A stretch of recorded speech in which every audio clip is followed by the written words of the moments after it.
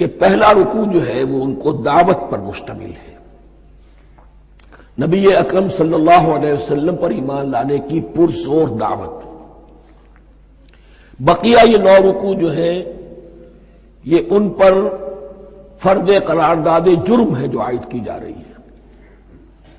ہم نے تمہارے ساتھ یہ احسان و اکرام کیا، تم پر یہ فضل کیا، یہ کرم کیا، تمہیں یہ حیثیت دی، تمہیں یہ مقام دیا، تم نے اس طور سے اپنے اس مشن کی خلاف ورزی کی، اپنے مقام اور مرتبے کو چھوڑ کر اور دنیا پرستی اختیار کی۔ یہ جو 9 رکوع ہیں ان میں بنی اسرائیل کی تاریخ کا تو یوں سمجھیے کہ ایک بہت بڑا حصہ اور نمایاں اس کے فیچرز آئیں گے، لیکن یہ سمجھ لیجئے کہ اصل میں یہ امت مسلمہ کو بھی ایک پیشگی تنبیہ ہے کہ کوئی مسلمان امت جب بگڑتی ہے تو یہ چیزیں اس میں آ جاتی ہیں۔ چنانچہ احادیث موجود ہیں حضور کی، لَيَأْتِيَنَّ عَلَىٰ أُمَّتِي مَا أَتَىٰ عَلَىٰ بَنِي إِسْرَائِيلَ حَزْوَ النَّعْلِ بِالنَّعْلِ، میری امت پر بھی وہ سب حالات وارد ہوں گے جو بنی اسرائیل پر آئے، بالکل ایسے جیسے ایک جوتی دوسری جوتی سے مشابہ ہوتی ہے۔ ایک اور حدیث میں فرمایا لَتَتَّبِعُنَّ سُنَنَ مَنْ قَبْلِكُمْ، تم لازماً اپنے سے پہلوں کی پیروی کرو گے۔ اور اس میں اس حد تک بھی آپ نے وضاحت کر دی کہ اگر وہ سابق امت مسلمہ، سابق امت، اگر وہ گوہ کے بل میں گھسی تھی تم بھی گھسو گے، اور اگر ان میں کوئی بدبخت ایسا اٹھا جس نے اپنی ماں سے زنا کیا تو تم میں سے بھی کوئی شقی ایسا ضرور اٹھے گا جو یہ حرکت کرے گا۔ اس اعتبار سے ان رکوعوں کو پڑھتے ہوئے یہ نہ سمجھیے یہ اگلوں کی داستان ہے، پچھلوں کی کہانیاں ہیں، نہیں۔ خوش طرح باشد کے سر دل براں، گفت آیت در حدیث دیگراں، یہ ہمارے لیے ایک آئینہ ہے اور ہمیں ہر مرحلے پر سوچنا ہوگا، دروں بینی کرنی ہوگی، انٹروسپیکشن، کہ کہیں اسی گمراہی میں ہم مبتلا تو نہیں، دیکھتے جائیے گا۔ دوسرا نقطہ پہلے سے یہ سمجھ لیجئے، یہ جو 2 آیتیں میں نے چھٹے رکوع کی تلاوت کی ہیں، بعین ہی یہی 2 آیتیں 15ویں رکوع میں آئیں گی، اور اس کو یوں سمجھیے کہ یہ 2 بریکٹس ہیں، 9 رکوعوں کا مضمون ان 2 بریکٹس کے درمیان ہے۔ یہ 2 آیتیں یہاں سے بریکٹ شروع ہو رہی ہیں، وہ 2 آیتیں ان پر بریکٹ ختم ہو رہی ہیں، بعین ہی وہی آیات، ایک آیت میں تو شوشے کا بھی فرق نہیں، دوسری آیت میں صرف ترتیب بدلی ہے، مضمون وہی ہے۔ اس کے مابین جو کچھ ہے، اس سے باہر یہ جو 5واں رکوع تھا اس کے مضامین گویا کہ ضرب کھا رہے ہیں بریکٹ کے اندر کے سارے مضامین سے۔ یہ حساب کا بہت ہی عام فہم سا قاعدہ ہے، بریکٹ کے باہر کوئی رقم لکھی ہوئی ہے جس کے بعد کوئی زبر، کوئی جمع یا تفریق اگر نہیں ہے تو وہ ضرب کھائے گی، بریکٹ کے اندر جتنی بھی ویلیوز ہیں ان کے ساتھ ضرب کھائے گی۔ تو گویا کہ ہر قدم پر حضور پر دعوت، ایمان لانے کی دعوت اس پورے معاملے میں موجود ہے، اس لیے کہ اس میں بعض آیتیں ایسی آ گئی ہیں، ایک زیادہ نمایاں ایک کم نمایاں، جن سے کچھ لوگوں کو بغالتا ہوا یا کچھ لوگوں نے فتنہ پیدا کیا جان بوجھ کر۔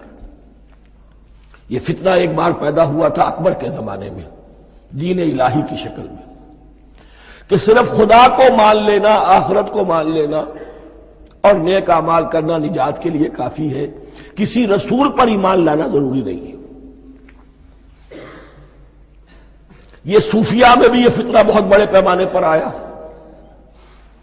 مسجد مندر ہکڑو نور، مسجد میں اور مندر میں ایک ہی نور ہے، سب مذاہب ایک ہی ہے، سارا فرق جو ہے شریعتوں کا ہے، عبادت کی ظاہری شکل کا ہے، وہ ہے رسولوں سے متعلق۔ رسولوں کو بیچ میں سے نکال دیجئے تو یہ دین الہی رہ جائے گا، اللہ کا دین۔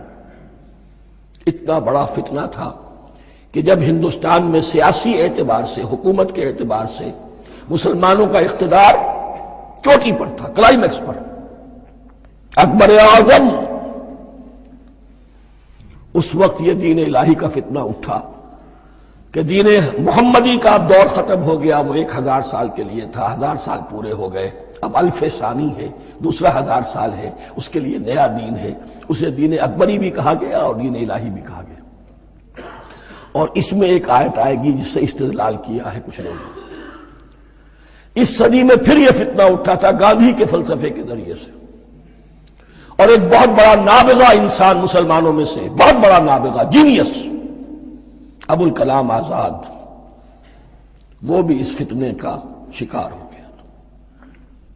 متحدہ قومیت، چنانچہ گاندھی اپنی پرارتھنا میں کچھ قرآن کی تلاوت بھی کراتا تھا، کچھ گیتا بھی پڑھواتا تھا، کچھ اپنشدوں سے، کچھ بائبل سے، کچھ گرو گرنتھ سے، معلوم ہو یہ سب ٹھیک ہے، سب ایک ہے، سب لوگوں کو ایک ہونا چاہیے، ایک قوم ہونا چاہیے، مذہب تو انفرادی معاملہ ہے، کوئی مسجد میں چلا جائے، کوئی مندر میں چلا جائے، گردوارے میں چلا جائے، کوئی چرچ میں چلا جائے، کوئی سینیگاگ میں چلا جائے، کیا فرق واقع ہوتا؟ اس کا توڑ یہی ہے کہ سمجھ لیجئے یہ جو 7 آیتیں ہیں 5ویں رکوع کی، یہ ہے بریکٹ کے باہر، اور یہ ضرب کھا رہی ہے مسلسل۔ اس بریکٹوں کے درمیان جتنی بھی مضمون آ رہا ہے وہ سب ان کے تابع ہوگا۔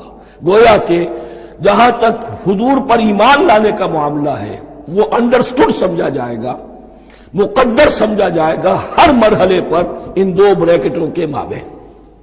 اب چلیے بسم اللہ۔ یا بنی اسرائیل اذکروا نعمتی التی انعمت علیکم وانی فضلتکم علی العالمین، اے اسرائیل کی اولاد، یاد کرو میرے اس انعام کو جو تم پر ہوا، اس کی وضاحت میں کر چکا ہوں، لیکن یہاں جو الفاظ آ رہے ہیں بہت زوردار، وانی فضلتکم علی العالمین،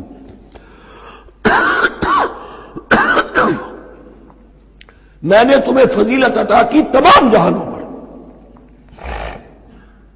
یہاں ایک قاعدہ نوٹ کر لیجئے، عربی نحو کا قاعدہ یہ ہے کہ کہیں ظرف جس میں کوئی شے ہے، ظرف کی جمع لے لیتے ہیں، مراد ہوتا ہے مظروف، ظرف کے اندر جو شے ہے اس کی جمع۔ تمام جہانوں پر فضیلت، کیا فرشتوں پر بھی فضیلت؟ نہیں، جہان والوں پر، تمام اقوام عالم پر تمہیں فضیلت عطا کی، یہ مطلب ہے اس کا۔ تمام عالموں پر، تمام جہانوں پر، یعنی تمام جہان والوں پر، اس انسان عالم انسانیت کے اندر جتنے بھی مختلف گروہ ہیں، نسلیں ہیں، طبقات ہیں، ان میں فضیلت عطا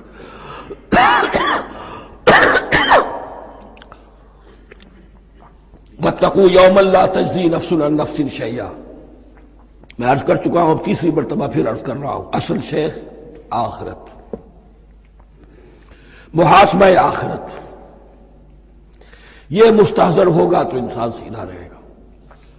کس میں کمزوری آ جائے، ضعف آ جائے، تو باقی ایمان باللہ، ایمان بالرسالت، یہ نہ معلوم کیا کیا شکلیں اختیار کر لیں۔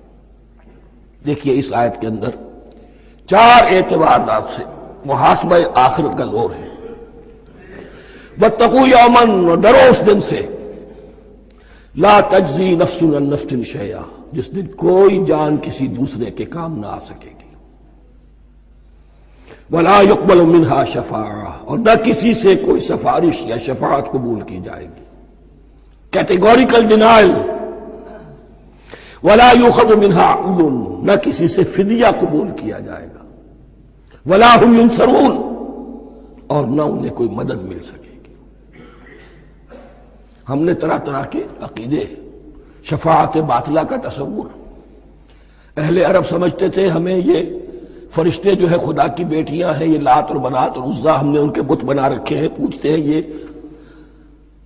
اپنے ابا جان سے اللہ کی بیٹیاں ہیں نا، لاڈلی بیٹیاں، چھڑا لیں گے ہمارے ہاں بھی تصور ہے اولیاء اللہ چھڑا لیں گے۔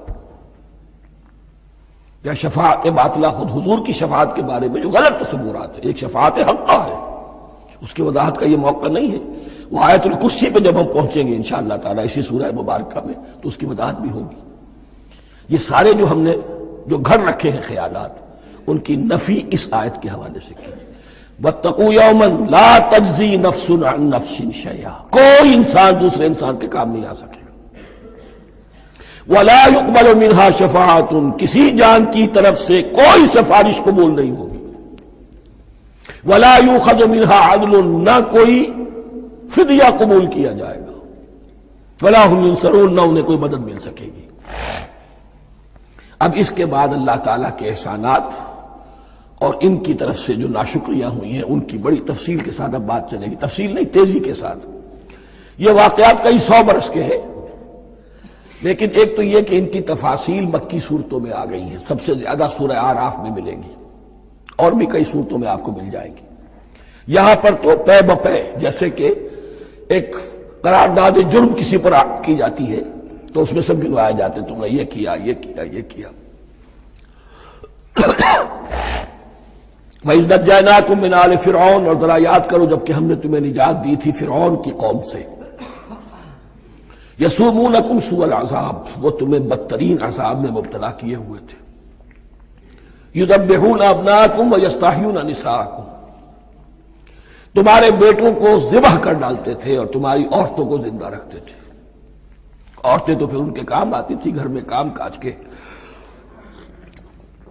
لونیاں بنتی تھی، گھروں میں ڈال دیتے تھے، لیکن لڑکوں کو، اور یہ 2 موقع پر ہوا ہے بنی اسرائیل کے ساتھ، یہ بعد میں انشاءاللہ اس کی تفصیل آئے گی۔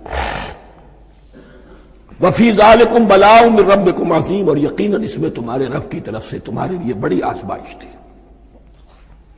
وَإِذْ فَرَقْنَا بِكُمُ الْبَحْرَ، اور یاد کرو جب کہ ہم نے تمہارے لیے سمندر کو پھاڑ دیا یا دریا کو پھاڑ دیا۔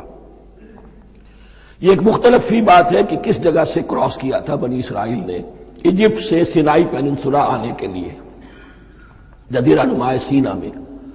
ایک رائے یہ کہ دریائے نیل کو کراس کر کے گئے ہیں، لیکن یہ بات غلط ہے، دریائے نیل تو مصر کے اندر ہے، وہ کبھی بھی مصر کی حد نہیں بنا۔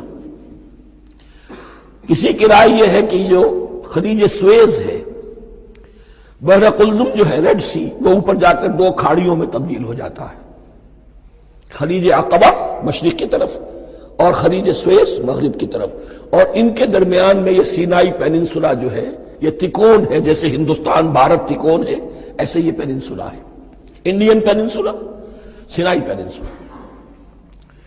اور یہ سویز کینال تو بعد میں بنی ہے، خلیج سویز اور میڈیٹرینین بحیرہ روم کے درمیان یہ کچھ چھوٹی چھوٹی، اگرچہ چھوٹی تھی سمندر کے لحاظ سے، بہت بڑی بڑی جھیلیں تھیں، اور ان جھیلوں ہی کو پھر جوڑ جوڑ کر درمیان میں جو خشکی تھی اس کو کاٹ کر سویز کینال بنائی گئی ہے۔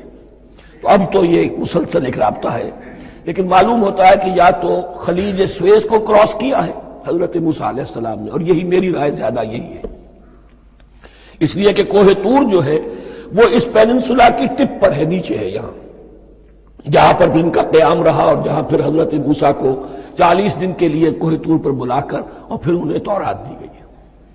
تو معلوم ہوتا ہے کہ جو خلیج سویز ہے اسے کراس کیا ہے۔ کراس کس طرح کیا ہے کہ حضرت موسیٰ کے عصا کی ایک ضرب سے سمندر پھٹ گیا۔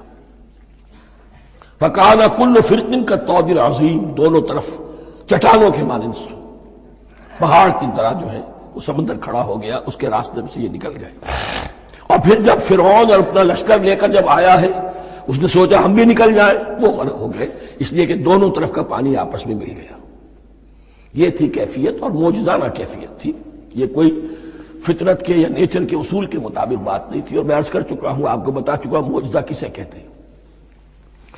وَإِذْ فَرَقْنَا بِكُمُ الْبَحْرَ فَأَنْجَيْنَاكُمْ، جب ہم نے تمہارے لیے یا تمہارے ساتھ سمندر کو پھاڑ دیا، تمہارے لیے، تمہارے گزرگاہ بنانے کے لیے، تو تمہیں تو نجات دے دی۔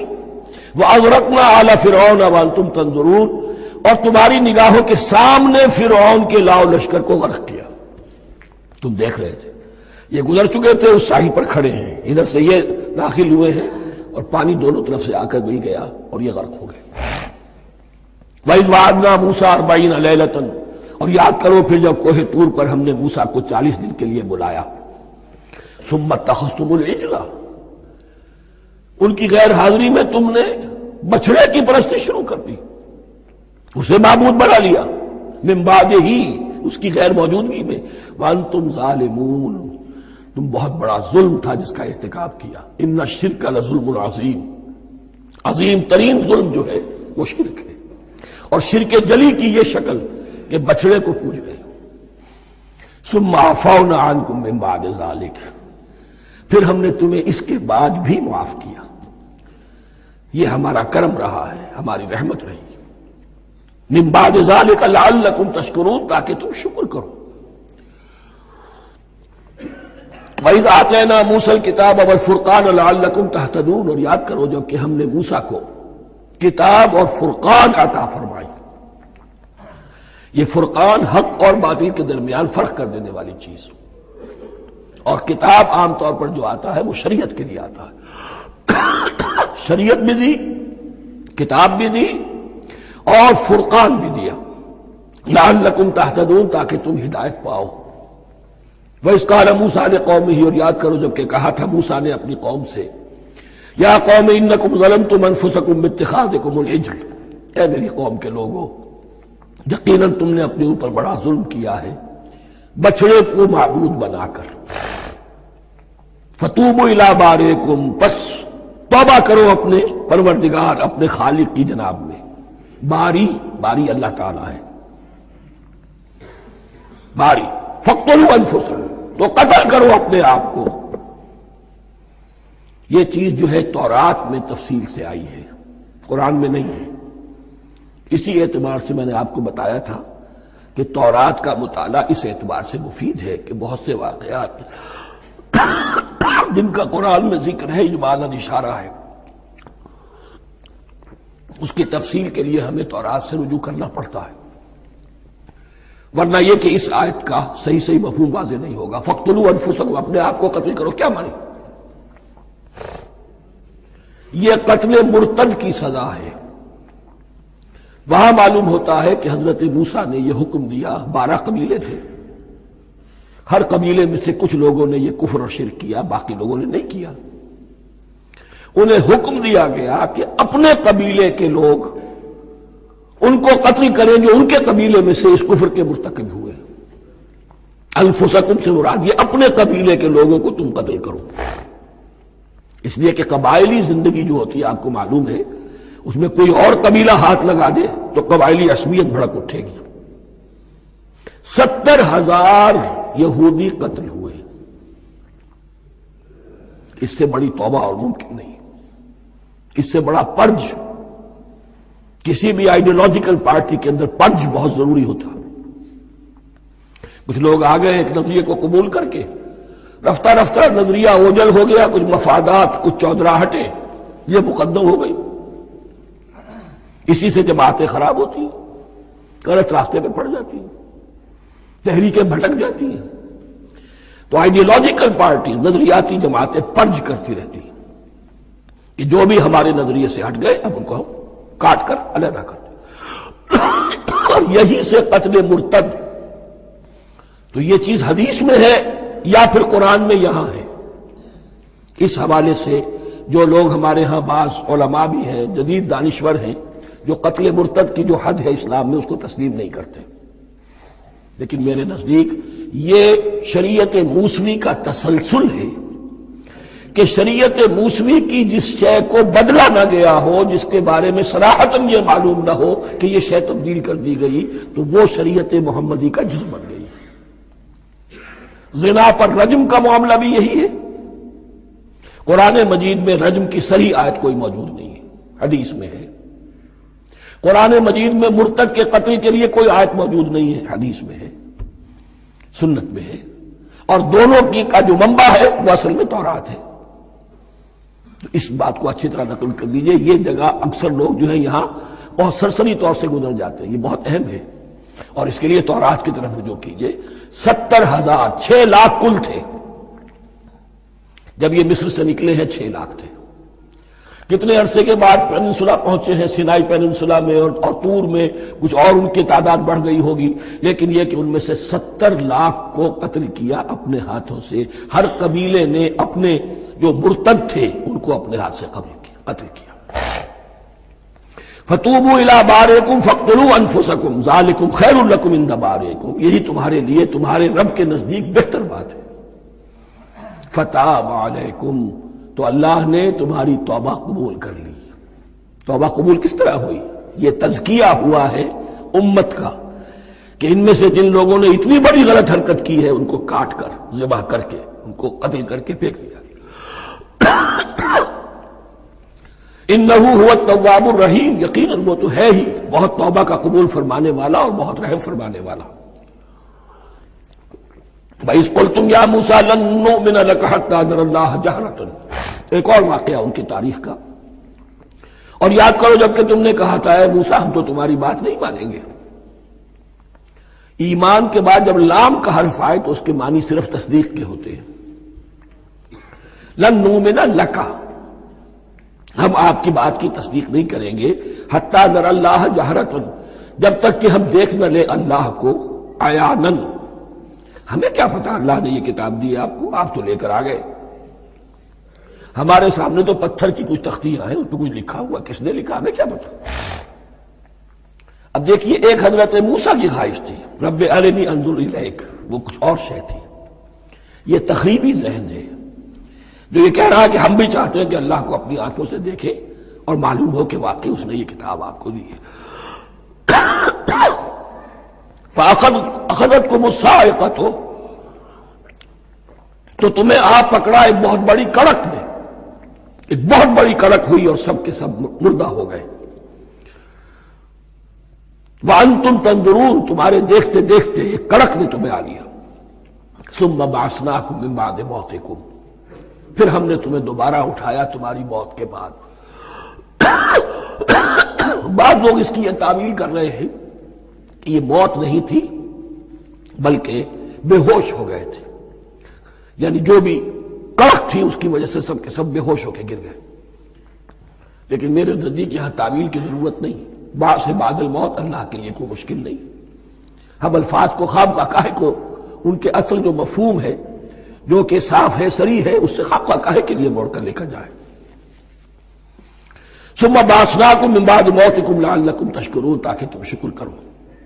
وظللنا علیکم الغمام وانزلنا علیکم المن والسلوى، اور ہم نے تم پر ابر کا سایہ کیا. اب 6 لاکھ کا قافلہ چل رہا ہے، سینائی پیننسولا، صحرا، کوئی اونٹ نہیں، کوئی سایہ نہیں، دق و دق، دھوپ کی تبش.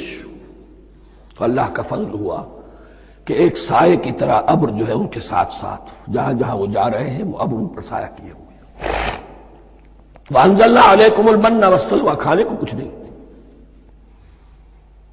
تو من اور سلوہ نازل کیے گئے. من ایسے اترتا تھا رات کے وقت کہ جیسے شبنم کے قطرے ہوتے ہیں، لیکن وہ ہوتا تھا کسی ایسی چیز کا جس میں شیرینی تھی، اور پھر وہ زمین پر آ کر جم کر وہ ایک گویا کے دانہ بن جاتے تھے. یہ ان کا اناج ہو گیا. کاربوہائیڈریٹ سپلائی اس سے ہو گئی من سے. اور سلوہ ایک خاص قسم کا پرندہ بٹیر کی شکل کا جو بے پناہ بڑی تعداد میں ان کے بڑے بڑے جھنڈ آتے تھے شام کے وقت، اور وہ ان کے ڈیرا جہاں ہوتا تھا اس کے گرد وہ اتر آتے تھے، اور رات کی تاریکی میں یہ آسانی سے ان کو پکڑتے تھے، ان کو کھاتے تھے بھون کر، اور یہ ان کی پروٹین ہو گئی. پوری غذا جو ہے اللہ تعالیٰ نے ان کو فراہم کر دی. وَأَنزَلْنَا عَلَيْكُمُ الْمَنَّ وَالسَّلْوَىٰ كُلُوا مِن طَيِّبَاتِ مَا رَزَقْنَاكُمْ، کھاؤ ان پاکیزہ چیزوں کو جو ہم نے تمہیں عطا کی ہیں. وَمَا ظَلَمُونَا، ہم نے تو ان پر کوئی ظلم نہیں کیا. وَلَٰكِنْ كَانُوا أَنفُسَهُمْ يَظْلِمُونَ، لیکن وہ خود ہی اپنے اوپر ظلم ڈھاتے رہے، ہر قدم پر نافرمانی اور ناشکری. اس کی بھی ناشکری آگے آ جائے گی چل کر. من و سلوہ سے بھی ناشکری کی انہوں نے. وَإِذْ قُلْنَا ادْخُلُوا هَٰذِهِ الْقَرْيَةَ فَكُلُوا مِنْهَا حَيْثُ شِئْتُمْ رَغَدًا وَادْخُلُوا الْبَابَ سُجَّدًا وَقُولُوا حِطَّةٌ نَغْفِرْ لَكُمْ خَطَايَاكُمْ. اور یاد کرو جب کہ ہم نے تم سے کہا تھا اس شہر میں داخل ہو جاؤ اور پھر کھاؤ اس میں سے بافراغت جہاں سے چاہو جو چاہو، لیکن دیکھنا دروازے میں داخل ہونا جھک کر، اور کہتے رہنا مغفرت مغفرت مغفرت، ہم تمہاری خطاؤں سے درگزر فرمائیں گے. اس آیت کو سمجھنے کے لیے ذرا تاریخی بات سمجھ لیجئے. صحرائے سینا میں آنے کے بعد اور یہ جو کتاب تورات انہیں مل گئی تھی اس کے بعد حضرت موسیٰ علیہ السلام کے ہی زمانے میں انہیں جہاد اور قتال کا حکم ہوا. اس سے پوری قوم نے انکار کر دیا. یہ سورہ مائدہ میں آئے گا. اس پر اللہ تعالیٰ نے ایک سزا مسلط کر دی ان پر کہ 40 برس تک اسی صحرا میں بھٹکتے پھریں گے. اگر یہ ابھی قتال کرتے جہاد کرتے تو پورا فلسطین ان کے ہاتھ پر ابھی فتح کرا دیتے، لیکن چونکہ انہوں نے بزدلی دکھائی ہے، اب سزا یہ ہے فَإِنَّهَا مُحَرَّمَةٌ عَلَيْهِمْ 40 سَنَةً يَتِيهُونَ فِي الْأَرْضِ، اب 40 برس تک یہ اسی صحرا میں بھٹکتے پھریں گے، اور ارض فلسطین جو ان کے لیے ارض موعود تھی وہ ان پر حرام کر دی گئی 40 سال کے لیے۔ اس 40 سال کے عرصے میں حضرت موسیٰ کا بھی انتقال ہو گیا، حضرت ہارون کا بھی ہو گیا، اور اس عرصے میں ایک نئی نسل پیدا ہوئی۔ وہ جو غلامی کا داغ اٹھائے ہوئی نسل آئی تھی مصر سے، جن کے اندر مورل کیریکٹر جو ہے وہ بہت کمزور ہو جاتا ہے، غلامی کا یہ اثر ہوتا ہے،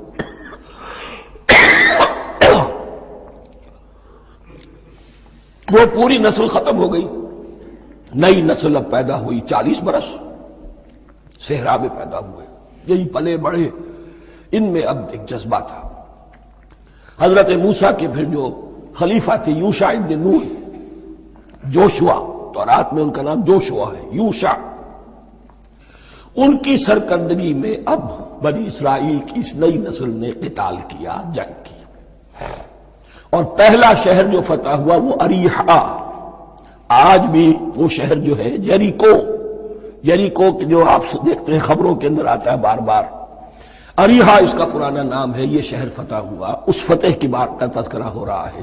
یاد کرو جب کہ ہم نے تم سے کہا تھا اس بستی میں، اس شہر میں داخل ہو جاؤ فاتحانہ، اور پھر جو کچھ یہاں ہے جو نعمتیں ہیں ان سے متمتع ہو، کھاؤ پیو، لیکن داخل ہونا سجدہ کرتے ہوئے، مراد کیا، جھک کر، یعنی ایسا نہ ہو کہ تکبر کی وجہ سے تمہاری گردنیں اکڑ جائیں، گردنیں جھکا کر اللہ کا احسان مانو، یہ نہ سمجھو کہ یہ فتح تم نے حاصل کی۔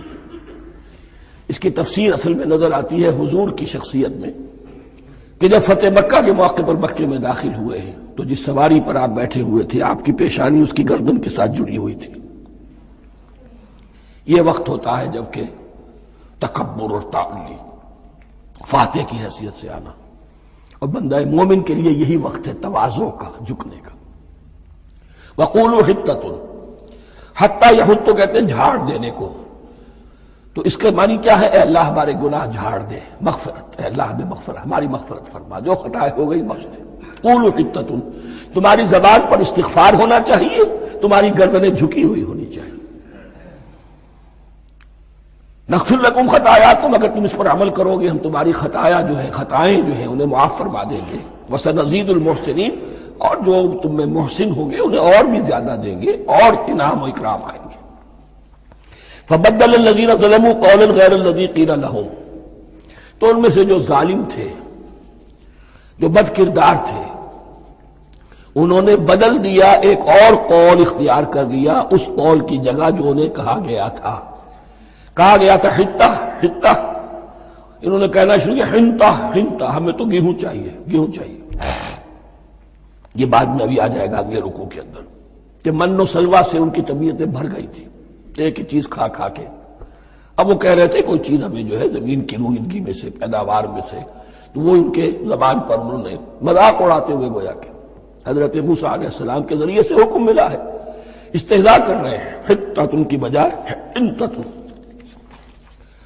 فَأَنزَلْنَا عَلَى الَّذِينَ ظَلَمُوا رِجْزًا مِّنَ السَّمَاءِ بِمَا كَانُوا يَفْسُقُونَ، تو جن لوگوں نے یہ حرکت کی تھی ان پر ہم نے آسمان سے ایک بہت بڑا عذاب نازل کیا۔ تورات سے معلوم ہوتا ہے کہ پلیگ آئی، اور جنہوں نے یہ حرکت کی تھی وہ سب کے سب ہلاک ہو گئے یریکو کے اندر، بما كانوا يفسقون، بسبب اس نافرمانی کے جو انہوں نے کی۔